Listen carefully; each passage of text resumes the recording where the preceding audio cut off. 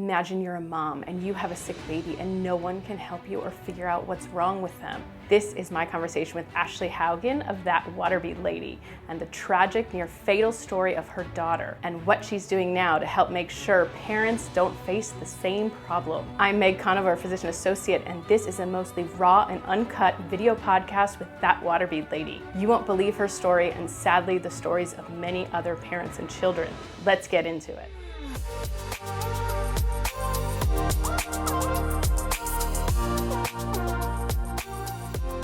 So my name is Ashley Haugen. I am the president and founder of That Water Bead Lady.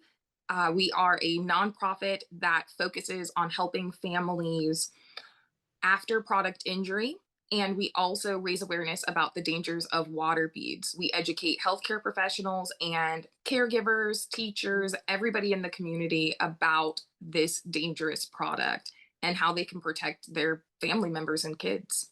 I love it. People do not know that each year over 200,000 children Oh my gosh. are treated in emergency rooms due to product related injuries. Wow. I did not know that number was that high. I think I ended up hearing about you. Maybe you were tagged in the video that I did about the magnets in the little girl's nose that ended up causing a hole. And it just kind of opened this whole new world of information for me. I found you and I had other parents reaching out to me. I knew about the button batteries and, magnets in general, but gosh, there's a lot that I did not know. And just as a mom and a healthcare provider, and I've seen ER patients and I've treated trauma patients and, I should know this, right? This should be readily available. And it's just like not talked about enough. So Oh, I that's, agree with you. It's not talked yeah. about. So many people don't know how many products are put on the market every year that are potentially hazardous and harmful for kids. Yeah. Like, I'll whew, tell you. So my kids are in daycare and I glanced months ago at something in their like kitchen snack room and I saw a package of water beads and I thought, like I really hope they're not using that, but I'm going to move on, right? They're not opened. And I hassle the daycare about a fair amount of things because, my kids get sick and they need inhalers and I'm worried about magnets, whatever. So I yes, don't want to be that super demanding mom because their daycare is phenomenal and we love them. So I did this video and then I found your content and it just stuck and it sat and it sat. And I finally said, you know what? This is not worth the danger for my child. I can't even believe I'm waiting on this. And so I yeah. went in and I talked to the teacher and I said, hey, do you guys use this in the 2-year-old room? And she said, no, I haven't seen them in this room. I'm like, because I saw them in the kitchen. She's like, oh, we don't keep them. Somebody must have brought them. We got them out. And then I talked to the director and they reassured me. But there's definitely still something in the back of my brain that's like that they could be exposed to it at any time because they're used so much. Yes, and the fact that they're in the kitchen, there was a bake sale that Mm-hmm. occurred in California where one of the volunteers mixed up water beads and sprinkles. No way. Yes, and put the water beads on cupcakes. You're kidding me. Ooh, What no, happened? I am not. Thankfully, everybody was able to, if they needed to seek medical attention, to get that done early. And so there weren't any injuries that were reported. Thank God. Like, How'd you find out about that? ooh, well, that is one of the benefits of social media for sure. Yeah. I end Yeah. up finding out about almost every single water bead incident of some sort. I just get tagged It's or I great. Yeah. it's really helpful. I mean, especially like in this case, thankfully it was at a high school. It wasn't at Mhm. an elementary or at a daycare or anything like that. So I'm like, ooh, they're older. They have What a crazy mix up though. I mean, I actually have never held them. I didn't know they were the size of sprinkles. And I start, now that I've been searching all that commercial from the French guy or whatever that clogged the yeah, toilets is in, and I didn't know they started off that small. So holy they're cow. like they're the size of a sprinkle. I mean, I have like a little brochure and it Mm, just how tiny they can right. be. And they get, oh, it's all blurring. Oh yeah. I'm Oh, like, pull it don't back. There blur. you go. There you go. There you go. Yeah. They get much bigger, and Uh-huh. some of them can grow to the size of like a dime, and then other ones they grow to be the size of like a huge 5 centimeter big old ball, and it's just whoo. Oh my Like, goodness. It's a little death trap. It's like a death it pill, is. really. And my kids love It, sprinkles. They would pour it down their throats, like literally if they found it. oh, So, there's a mom, I felt so bad for her and her little one. Her daughter is about 3 years old. mhm, And she said that she went in to wake her up from a nap and she found her daughter with the bag of water mm, beads next to her bed. And you could tell, she said that she could tell that she had eaten them mhm, by the way that mhm. they were sitting there. And she was just like, and so she said that she wouldn't have thought about it if she hadn't of heard our content and like seen our video Oh, stuff. wow.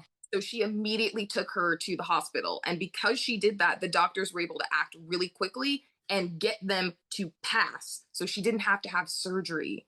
Ooh, look at you are saving so many lives.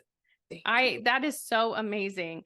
Um, Good for you. That must feel satisfying a little bit. I wish there was a way to get these things off and away forever, but what you're doing is just helping so much. So, Thank you. I mean, we're working on it. We're working to get them off the market as a toy product and from being marketed to children by hopefully passing some legislation. mm, That's our plan. That's what we're looking that's to do. fantastic. Thank you. Thank you. So good. It's the goal because it's these should not be toys. They shouldn't have Mm-mm. ever been marketed as toys. They weren't designed to be a toy product. So there's no reason for them to be on the market. What were It they sh- designed for initially? Yeah, so they were originally designed for agricultural purposes. So people would Cold put them, water in plants. yeah, yeah. Got So it. people would use them in like desert places. Yep. Sometimes they'd use them as like vase fillers for their Mm, flowers. wow. And somebody decided that, oh, these would make a great sensory toy. And it's like, no, it looks like candy. It's not a great sensory toy. This is not a good toy. This is not a So the good toy. people who actually developed the science of this are probably outraged at what they're being used for as toys or not. Is it the same group that designed it as a sensory toy? Or maybe you can't share. I don't know. So it is, people want to make money. Companies Hmm. want money. And I think that at the time when they were used as base fillers, that was very popular. And Hmm. then it decreased in popularity. And so these companies had to pivot. Oh, But okay. yeah, but I also Same know that companies. Yeah. there are other companies that market these as sensory toys for children who are like, no, we're a toy company and this is a toy. And it's like, no, Oh, it's really not. It should not be used as a toy. They're very cheap and yeah. inexpensive, and that is why they're doing it. That's also why a lot of parents end up purchasing them, because I look at it and I go, wait a second. We've got families whose older kids are vulnerable in that Hmm. they are generally neurodivergent in some way, Hmm. Hmm. ADHD, have autism, something like that.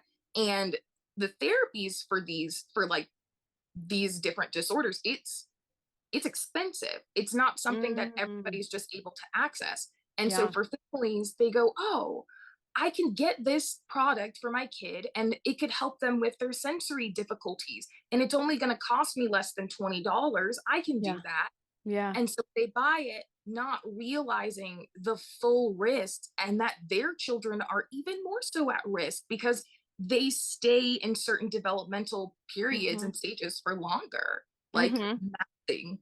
And it is truly heartbreaking Yeah. when I get a call from a mom who's like, I thought this would help my kid. I thought this would help them. And now their little brother, their little sister is in the hospital.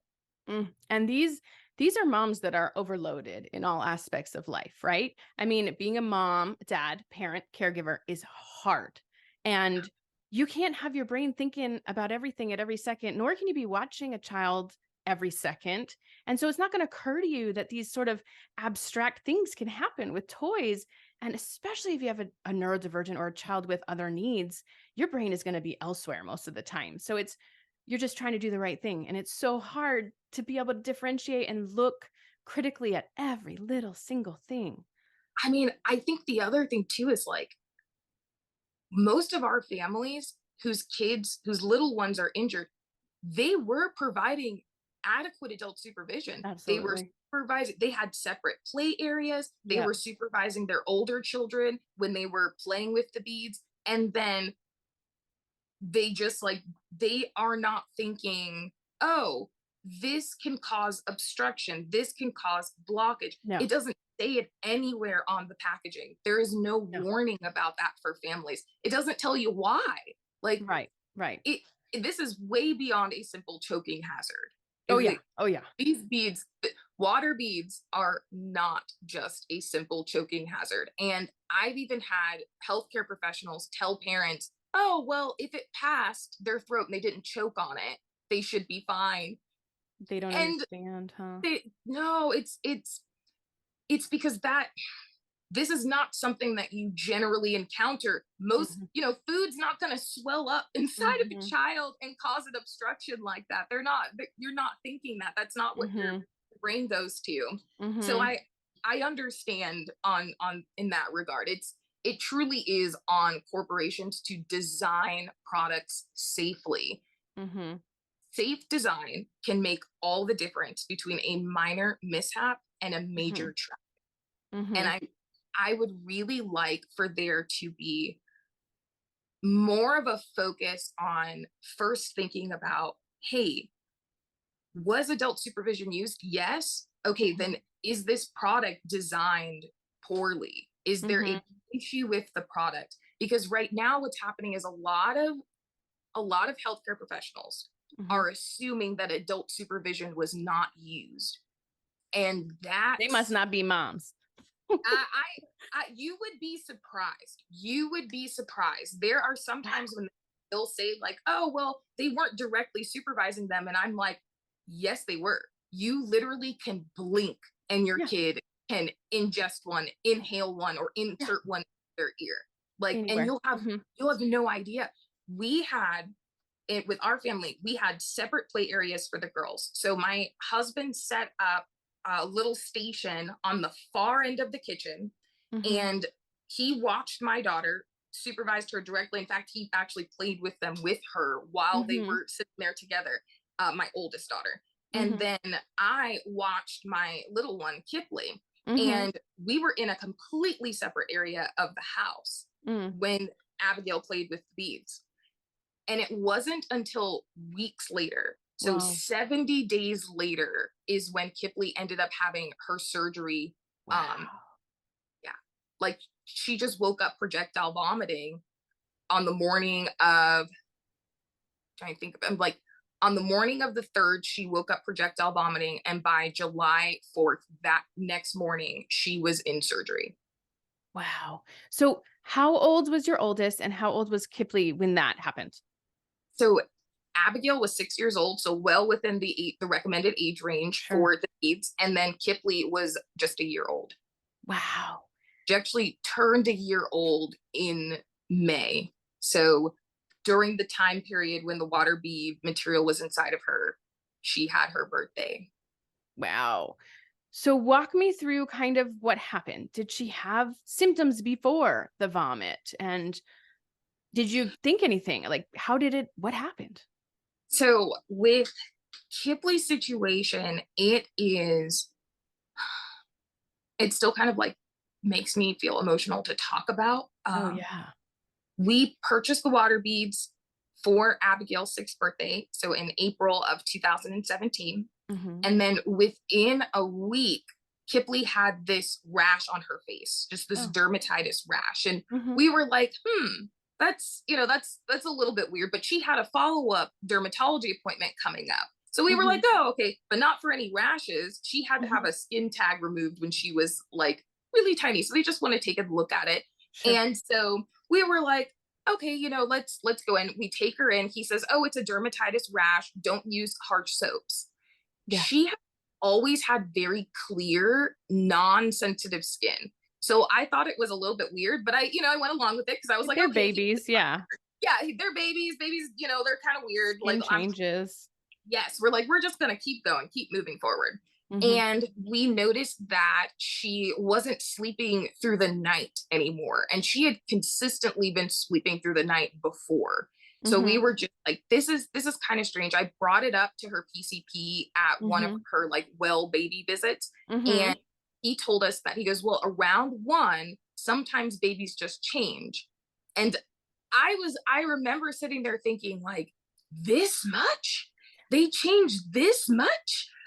I don't think so, but okay. And I went home and I told Jonathan, I was like, hey, so he says that she's fine, that this is her new normal. And so Mm. we got to the point where we were like, all right, we're gonna have to take care of the girls in shifts, like when Kipley was a newborn, How because much was she waking up?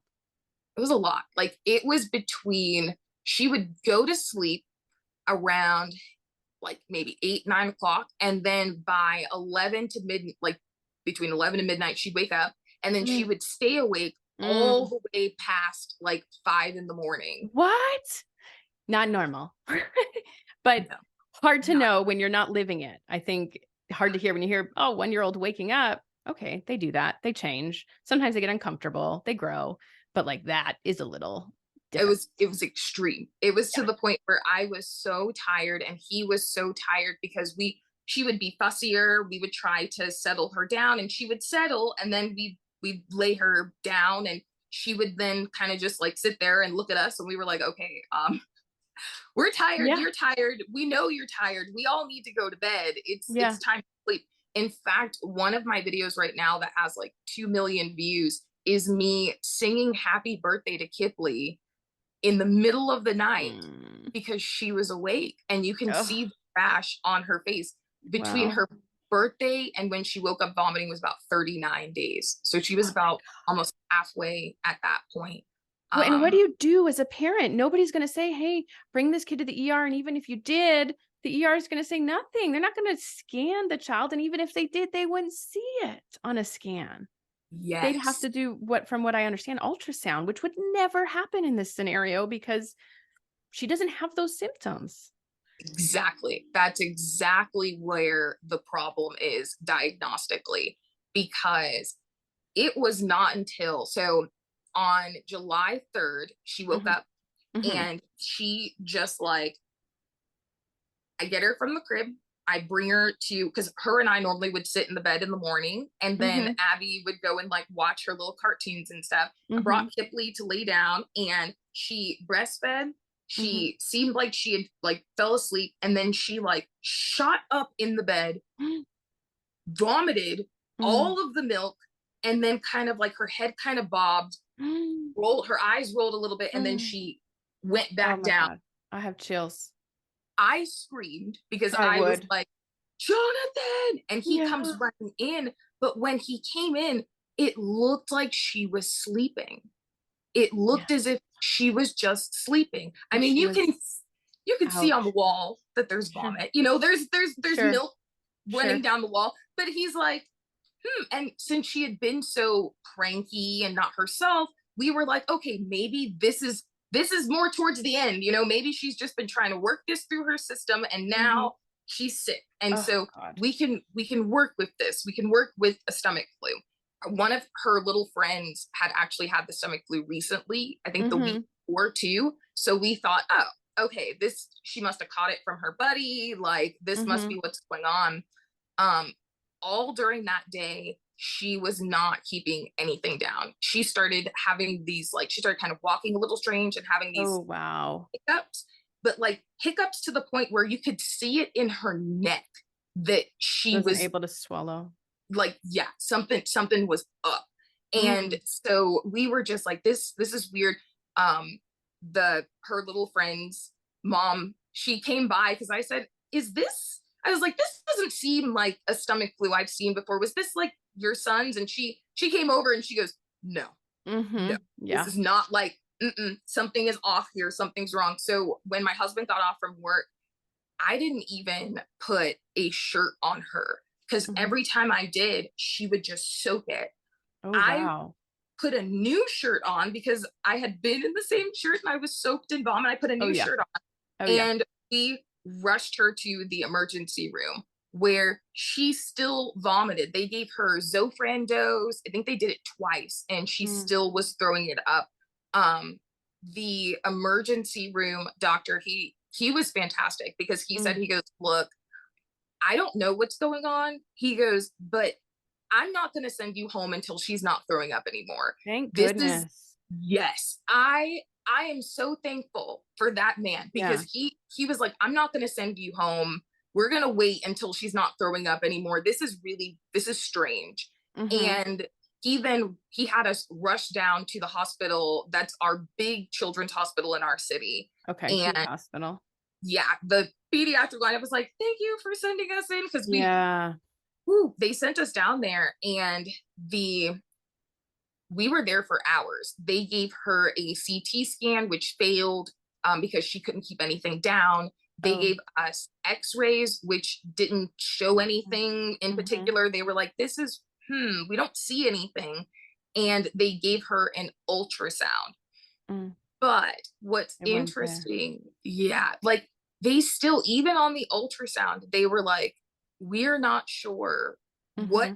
what this is. The surgeon came in, and he was so sweet. He like said to me, he goes, look, I'm going to be honest, I am essentially going in blind, and I Wow. don't know what I'm going to find when I go in there. I don't know what I'm going to find. Your daughter, she could lose bowel, she could need a colostomy bag, she could die Oh, on the table. yeah. Oh my I don't. gosh. And I told him, I said, look, I can handle anything but losing her. Mm-hmm. So do what you got to do. And Mm. he was like, okay. And like, I can't he took imagine her that back. moment. Yeah.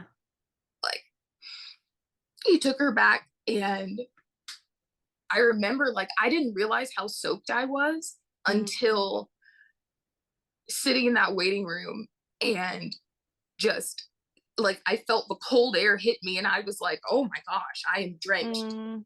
I am drenched in Kipley's vomit. Like, wow. Mm. And I remember when he came out of the surgeon, when he came out of the operating room, and he showed us a picture. My Mhm. mom was there, my dad, my in-laws, my husband, because they had told us, bring Oh everybody God. in. And he showed us the picture, and Jonathan and I recognized it immediately. We were like, oh my God, this is this is water bead material. Wow. That's what this is. And he said, he was the surgeon. He was like, I've never seen anything like this before. Wow. I remember later on him asking about the rash on her face. Oh. And yes, and I remember saying and talking with him about it, because we had first taken her to the dermatologist, but then weeks had gone by, it didn't go away, and we Oh. took her to her PCP. The PCP said that, oh, it's not dermatitis, it is a yeast rash. And so when he asked about it, when the surgeon did, I was like, oh, well, her PCP said that it was this. And so he was like, oh, okay. We looked up online, and it Mm-hmm. said, oh, the product's non-toxic. And so anything more than an obstruction was not on anybody's radar at that point. Right. So we all, Kipley just survived major surgery. We're thinking, okay, she's good. Yeah. It says even on Poison Control's website, the main concern is for obstruction. It doesn't Yeah. say anything else. And so we were like, oh, okay, she's all right. We're good. We brought her home. The rash on her mouth disappeared so quickly. Oh wow. We I have never seen a rash go away on a child that fast without Mm. using any medication or anything like that. It was just gone. Let We me were ask you one thing about the surgery. Yeah, When they yeah. took the water bead substance out, I'm assuming they weren't beads. They had ruptured and it was just kind of the plastic material, or what was it? So with Kipley, it's hard to describe, because it was like certain parts had kind of re-solidified, and then other Oh, parts were a mush of multiple mush. different colors.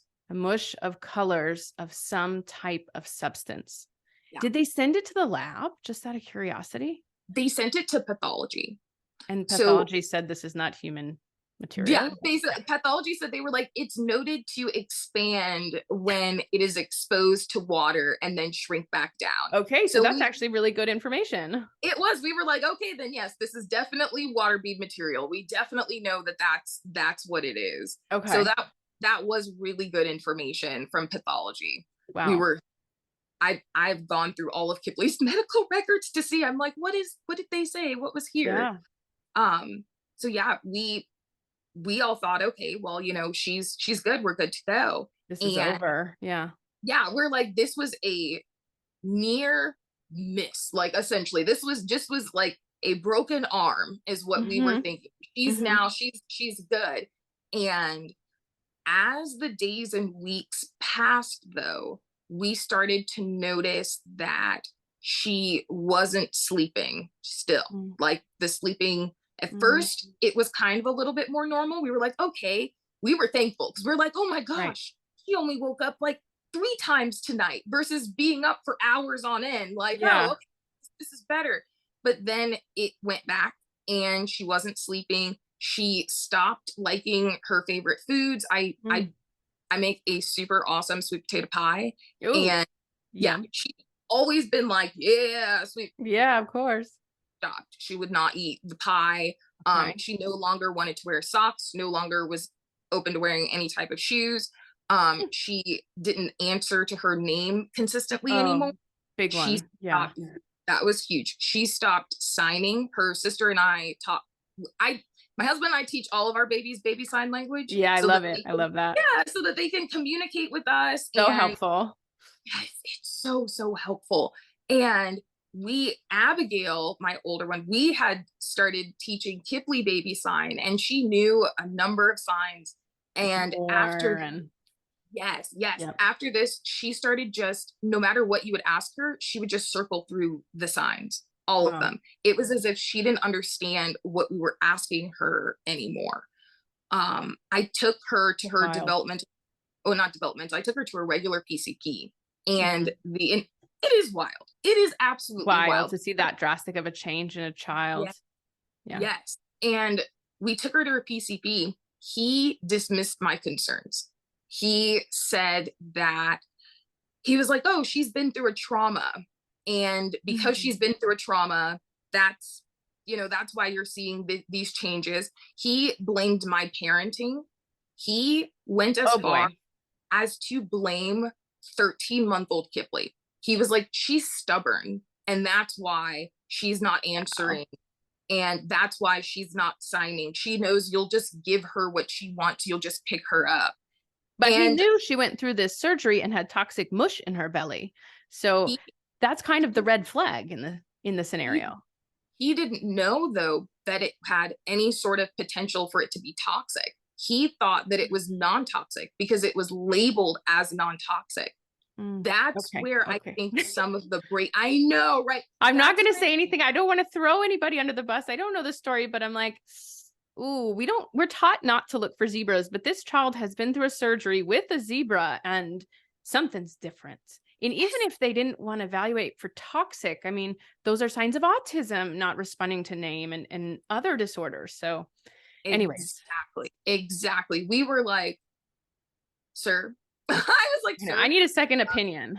yeah, I was like, I need help. I need help here. Well, he begrudgingly put in referrals to early childhood intervention and to the developmental pediatrician. Okay, so I So did something. he did, because I was like, I'm not leaving until you put in those referrals. It Mhm. needs to happen. I am concerned. My husband's concerned. We're Good. exhausted. She's exhausted. Something is wrong here. I'm like, Good. we're trying to Good. go back to life as normal, and it's not happening. Yeah. She also lost the words that she had. So she had Wow. mama and dada and go. Those were gone. Mm. So we were like, something's very off.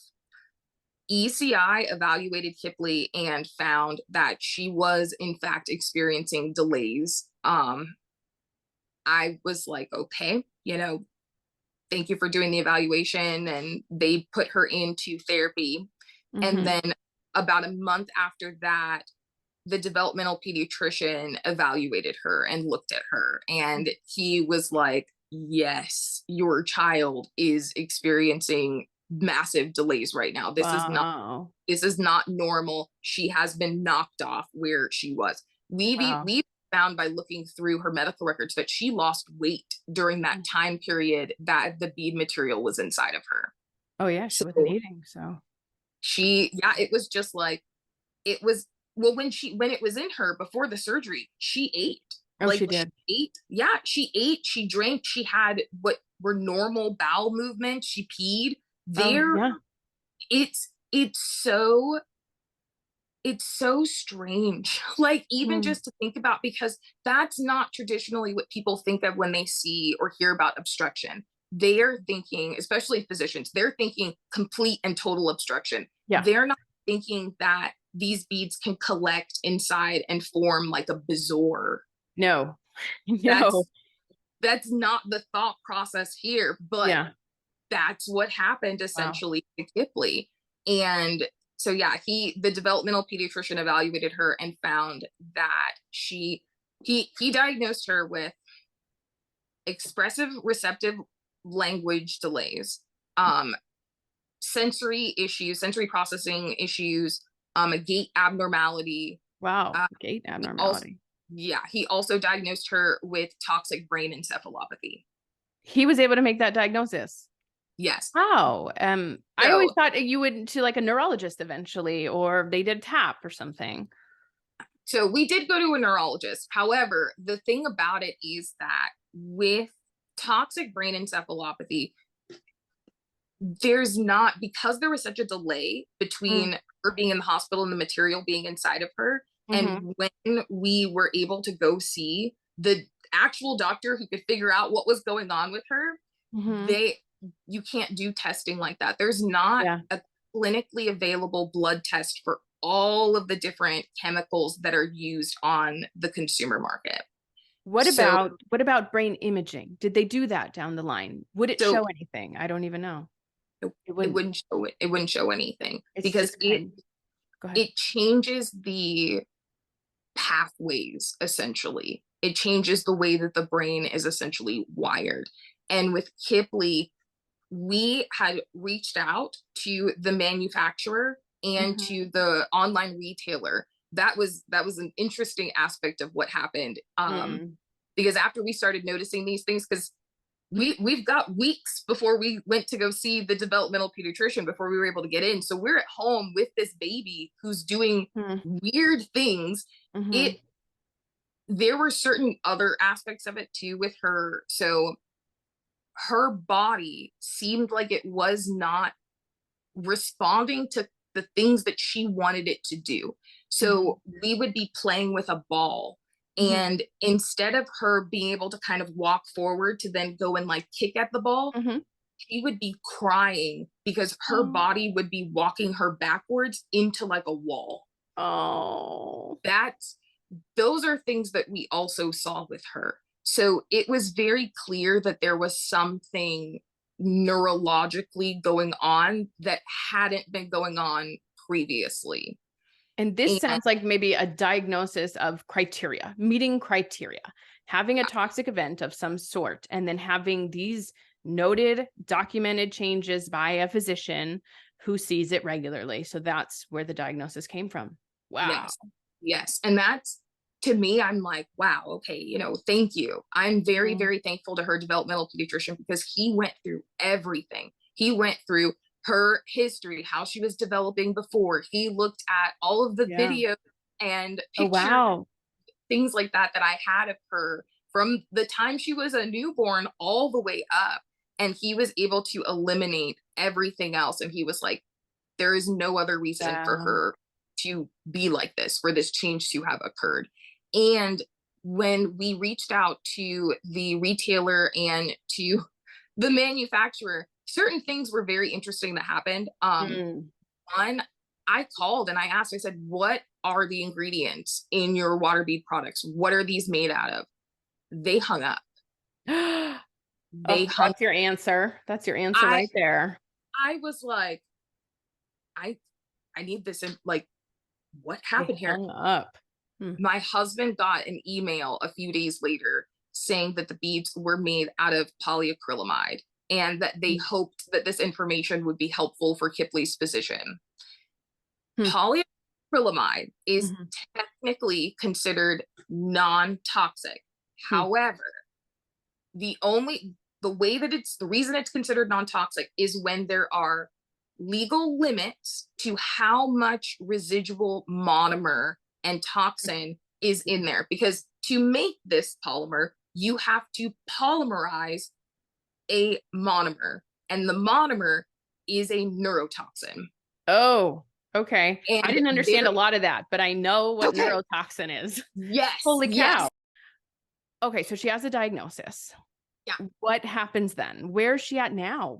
What's the story? So with Kipley now, and it's funny because I got like 3 emails just in that pause from like the consumer product safety, one of the consumer product safety commissioners, staffers to set up a meeting, and then from 2 Ooh, of my moms.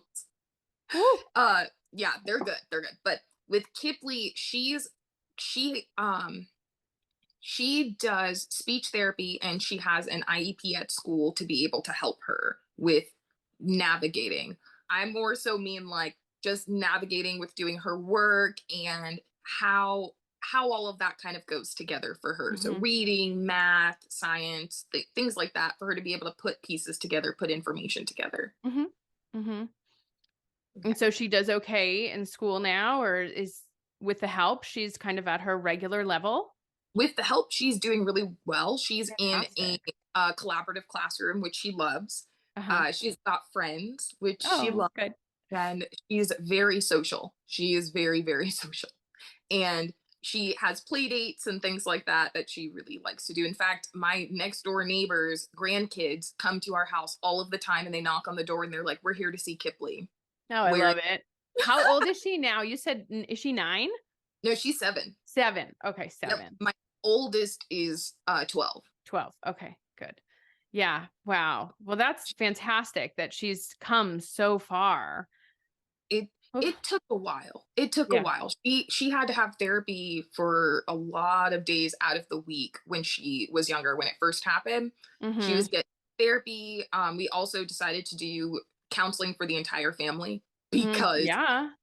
this this is a parent's worst nightmare. Like Yeah. Yeah. you're getting gaslit. People don't understand what all happened, what's going on. It's such a long story. Also, what happened, there's so many parts and so many like moving aspects that we had to Mm. deal with the whole thing. Like, Well, and then the feeling of a mom, like you were advocating for her from the first minute you saw something wrong, and there was just nothing you could do. It was like this wall. And so that for you is trauma too. And that's why therapy is important. And I mean, everything you're doing now because of all this is like so impressive. I don't know many people who can make this leap and have such a great impact. So thank kudos you. to you. I Thank, mean, I'm, you're I'm very impressive. thank you. I'm trying Yeah. my best.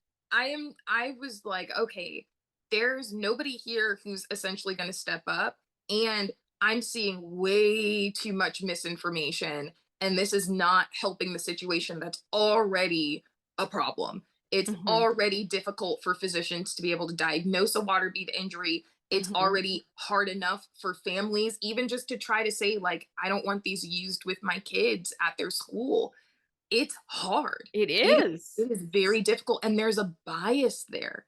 There is Well, a bias that families are overreacting yes. or that the beads are not hazardous, they're not dangerous, and it's like, no, they are. Families who have used them and their kids were fine, they got lucky. That's it. I They personally felt that bias. I know exactly what you're talking about. We try not to be nagging, over anxious moms. And gosh, maybe we need some more over anxious moms and more kids would be safe or not get injured. Yeah, it's true. Like just to bring it up to say, "Hey, I noticed that there's a problem here." And not in any way that's mom shaming or cuz one of my big things on my platform is I'm like, I want the moms to understand that like this can happen to anybody Mhm. and your advocacy makes all the difference. You Mhm. telling another mom and saying, "Hey, I want to keep your kids safe. I know you're a good mom and I'm giving you this information because I want to help you with that endeavor." Mhm. It makes a big difference because Yeah, I I think love that. sometimes when I'll hear something and like somebody will say, "Oh, well, you put your baby to sleep this way or you Yeah. used this product," you immediately feel defensive. It's like, Right. "Well, I'm a mom. I'm a good I want parents to understand first that we know that you are a good mom. We Mm, know that you are a good parent. And mm. because we know this, we're giving you this information. We know you Mhm. supervise your kids. That's why we're giving you this information, because these injuries are happening even with adult supervision. Well, and even without mom, that's the thing. Like you can be the best mom, but you're not going to be with them 24/7. They're going to be with grandparents or babysitters or friends or Yes. school or play dates. And it's the more people that know, the better in these scenarios. Agreed. Agreed. There's a mom who reached out to me just like 2 days ago. Mm. Her 18-month-old went to a little event. They went as a family, and she's put her little one down, and there was a water table. And when she put her little one down at the Mm-mm. water table with Mm. it, while she was standing right there, she didn't realize there were water beads. And by the time she like really got a chance to see all what was in the water table, her little one had shoved them into her mouth already. So many thoughts going through my head. If that happened to me and I show up to the party and there's water beads, like how do I react? What do I do? Do I just hold my kid the whole time? Do I panic? Do I leave? And so what do you do? It's it's been interesting. So different families do different things. I generally recommend like warning the hostess of the party and saying, "Hey, I noticed that you guys have water beads." I also personally I ask before we go to any sort of party or event. I'm like, "Hey, are there going to be water beads there? You guys know Mhm. that we don't do water beads. We don't do button batteries." And we get that information first. But if we happen, because it's happened before, if we happen to go and there are water beads there, we will tell the host to say, "Hey, I noticed that there's water beads here. You know about what happened with Kipley and what's happened with other children. Mhm. Uh, we're gonna have to leave. We can't. And I if the know water that are not it's the only way removed, you can be safe. I mean, that would be my instinct. I think like I'm a little straightforward, a little blunt. Maybe I'd be pushy, and I might actually pick them all up myself and throw them away. But if I, it was I someone I didn't know, I'd probably make an excuse and say there yeah, was an emergency and I had to go. And that's I don't care at that point, it's right. just a party. When it's school, it's a little different. You maintain a relationship with the teachers, but a one-off thing, I'm out of there. I mean, It's like I'm done. Goodbye. and Like yet we're there's out. only certain things, right? I mean, button batteries and water beads, really. I mean, magnets are something, but hopefully they're not just freely hanging out in the water like the water beads are. Yes. I think that's a thing that kind of separates it, is it's like these are actually being marketed as toys Yeah, for children. to be It's like, used in the most dangerous way that they could be. It's not like they're encased in something. It's not that they're in a coating or a plastic that they can't get out of. No, they're there. They're yeah, there. And I mean, gosh, if I was a kid, I'd want to eat one of them. They're colored and they look like candy. they look like candy. Exactly. It's like, oh, and even when they're just in the home. So that's another thing too. If that family has used them in the past, we have a mom whose her older daughter was given the water beads like years ago. Hmm. And they played with them in like the upstairs part of their house. The water beads fell. They were like, oh man, they swept them up, cleaned them Oof. up, threw them out. They were like, okay, we're good. They even have house cleaners come multiple times a week to come help out with the house and everything Hmm. like that. Sure. And mom does her thing and cleans up. Sure. Their younger daughter was then born. Mm. And the younger daughter was, I think she was about a year, and Mm. she starts throwing up, and her Oh mom's like, my God. something's up, something's wrong. I don't, something's happening. And they took her to the hospital. At first they were saying, like, the hospital saying, oh, it's a stomach flu, don't worry about it, it's a stomach flu. And she was like, no, I think she swallowed something. I think she swallowed something. And finally, they were able to get to the surgeon, and the surgeon was like, okay, I need to go in. And when they went in, they found a water bead. And how many years had passed since they played with the water beads in the house? 2 years. Oh my 2 years God. passed since the water beads were played with in the house. These things They, need to go. they need to go. They need to be banned. We've got other families who it's been months of time between when beads were played with and when their children are hurt. We've had others who threw the beads away. They were Hmm. completely out of the house. They're like, oh, we're good.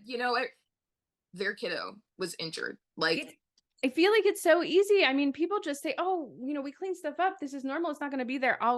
Personal story. I was working out last week in the garage. I'm doing like some lunges in the driveway and I walked past something that's wrapped in electrical tape and I pick it up and I'm like, it's a button battery next to the oh, kid's stroller. I'm like, what is this? This is not even tiny. How can this be here? So I text my husband the video. He's like, oh, I just cleaned out my trunk.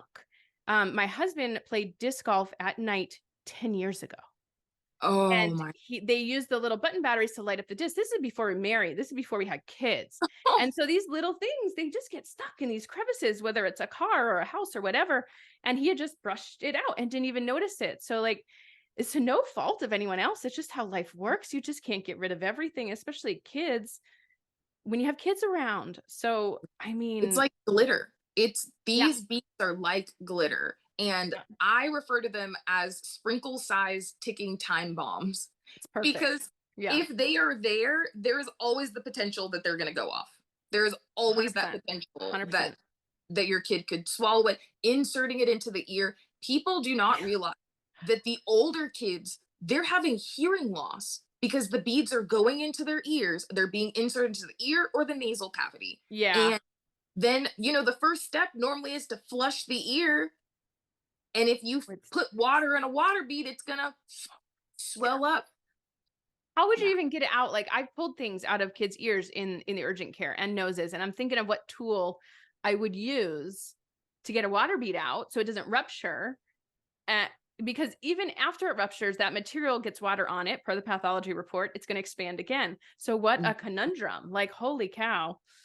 So for the nose, I know that you can use a suction tool and Yep, that can help get it out. probably ear also. For the ear, sometimes you also can use like blunt objects, but if you can't get it out, you got Yeah, to put them under and they have to have surgery in order yeah. to I get it mean, out. in urgent care, we wouldn't have suction. We only have the long forceps and the pituitaries. So Oof. Oof. So yeah, yes.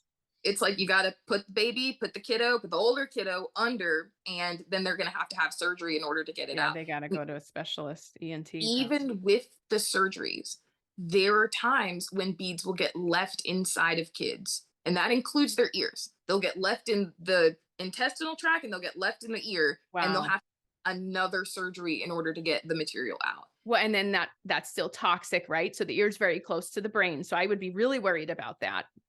So Um, it's very interesting when it comes to the toxicity. mm, They don't put ingredients on all the water beads. They don't do it. You can't go and look and see, oh, what's this ingredient? What's this ingredient? What's this one sure. here? They don't do that. So it's like, how do you know?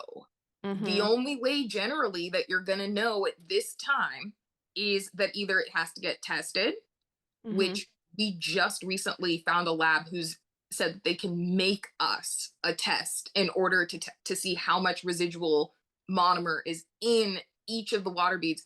They can Wow. only test two at a time, and it's $7,325 Yeah. to Yeah. test two beads. Yeah. But yeah, I'm just like, well, thank you guys. Like we're gonna work Mm-hmm. with you. We're gonna figure this out. We're raising money right now so that we can get that done for some of our families. But like, the only other way to know is effects that would happen to the child afterwards Well, let me or ask you a question. during in there. With the testing, what would it change for treatment outcome?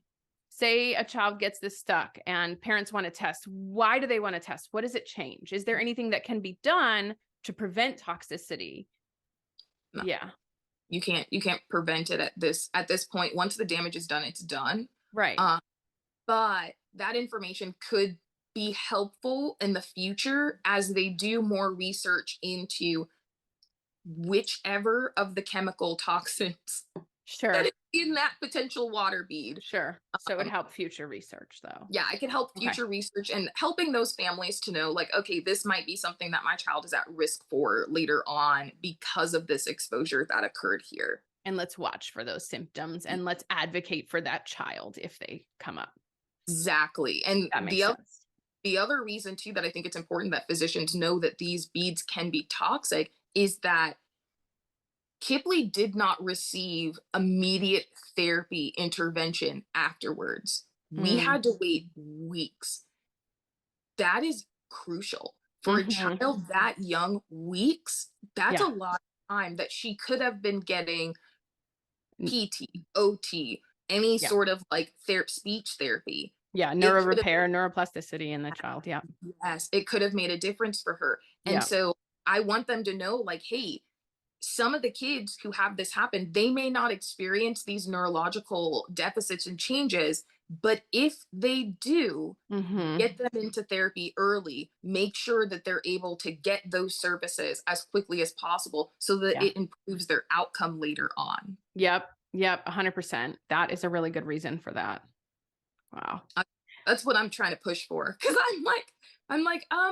these kiddos, but maybe some of them probably need some therapy. I know mine did. Mine benefited. She benefited from having therapy, I have and a feeling you're going to do it. I have a feeling like all the changes you're making, I'm thinking here like, man, you should open your own center, like therapy center.